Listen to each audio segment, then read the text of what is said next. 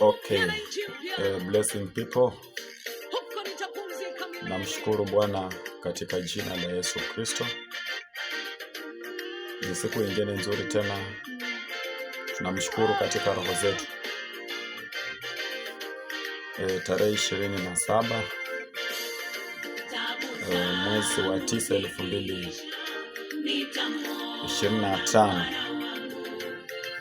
Basi ni siku nyingine ya baraka sana, wakati ambao Bwana anazidi kulishauri kanisa, na wakati ambao Bwana anazidi kulionya kanisa lake, na kanisa lake kukaa katika ushindi, na kanisa lake kukaa katika utakatifu wake, ambaye ametuhubiria kwa muda mrefu, na ametuma mitume, manabii, wachungaji kuhubiri utakatifu na kuhubiri imani. Kwa hivyo namshukuru Bwana wakati ambao anazidi kukumbusha watu ujumbe ambao Kristo alinena pamoja nami aliponileta katika dunia hii, aliponileta katika dunia katika njia ya maono, aliponileta katika dunia. Nakumbuka ni tarehe 25 usiku mwendo wa saa 8 aliponileta katika dunia hii. Basi nilikuwa katika barabara, na hiyo barabara ilikuwa tu ndogo, na hiyo barabara haikukuwa na magari mengi, hapana. Barabara tu ndani unapata kwamba asipobisi sana, lakini barabara hiyo nilikuwa ninatembea nikiwa naambia watu, tubuni, maana mwenye kanisa anarudi. Tubuni, mwenye kanisa anarudi. Watu wabarikiwa. Wakati ambao kanisa limefika, au wakati ambao mwanadamu amefika, ni mwanadamu, kila mwanadamu kujifanyia uamuzi wake yeye mwenyewe. Kila mwanadamu ni kuchagua ile njia itakayomfurahisha, fuata hiyo njia. Tukijua kwamba siku hizi ni siku ambayo imani ya watu wengi imepoa. Watu wanaamka asubuhi na mapema kwenda kutafuta pesa. Watu wanaamka asubuhi na mapema kwenda kufanya kazi zao.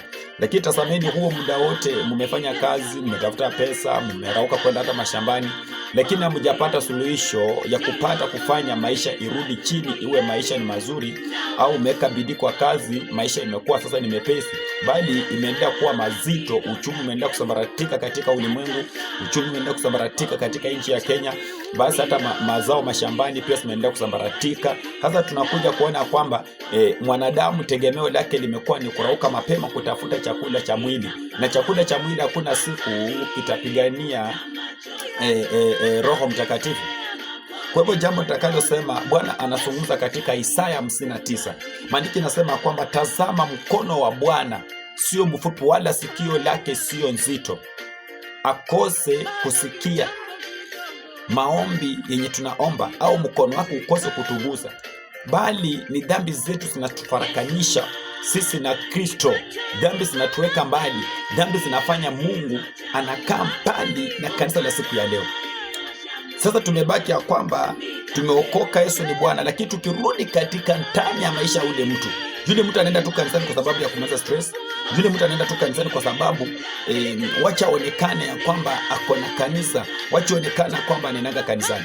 Lakini tazama kwamba nini kimefanya Mungu ametuacha, nini kimefanya Yesu Kristo leo watu wanaomwabudu wanatezeka, hakuna majibu hata mmoja. Basi tunaona kwamba ni dhambi ndio imefanya Mungu amewacha kanisa la siku ya leo. Dhambi ndio inafanya kwamba Mungu amewacha watu wanaomba no answer. Tunarauka asubuhi na mapema kushughulikia kazi zetu, lakini hakuna mtu anayerauka asubuhi na mapema kwa ajili ya kutafuta uso wa Bwana.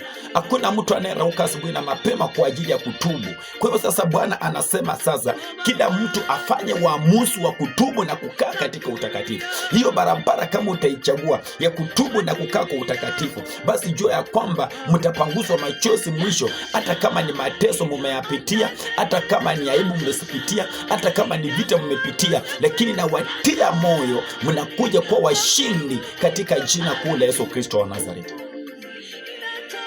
Sikio lake sio nzito, wala mkono wake sio mfupi, lakini dhambi ziliyomo ndani ya mwanadamu amekubaliana nazo, zimefanya Kristo amejitenga na mtu. Hata uompapo ulie, hata uompapo ukitafuta Mungu, no answer. Sasa leo tunapata kwamba dhambi hii inayofanya Kristo atuache sasa ni kutubu na kukaa kwa utakatifu, ili Kristo akae upande wetu, ili Kristo atupiganie, ili Kristo atutetee, ile siku inayokuja tupate kuingia naye katika ufalme wa utukufu, katika jina kuu la Yesu Kristo wa Nazareth. Kanisa, tubuni na mgeuke, mtoke katika dhambi. Mavazi mnayofaa, tazameni mavazi mnayofaa, inaleta utukufu wa Mungu. Tazameni mavazi ambayo kanisa leo linafaa, inaleta utukufu wa Mungu. Tazameni kuongea, mienendo, tabia, tazameni zinaleta utukufu wa Mungu. Hayo matendo yanaleta utukufu wa Mungu. Kama sikio lake sio nzito, mkono wake sio mfupi, kwa nini leo watu wale wenye wameokoka ndio wameishi katika mateso, ndio wameishi katika vita, wameishi katika umaskini, wameishi katika maisha ya kutoeleweka? Kwa sababu mwanadamu amekubaliana na dhambi. Lakini utakapoiacha dhambi na kutubu na kugeuka na kutembea katika utakatifu, Yesu Kristo atenda pamoja nao. Kwa hivyo naambia wanadamu wa ulimwengu, bara la Afrika na bara Europa, tubuni, Yesu Kristo anarudi. Geukeni mtoke katika dhambi.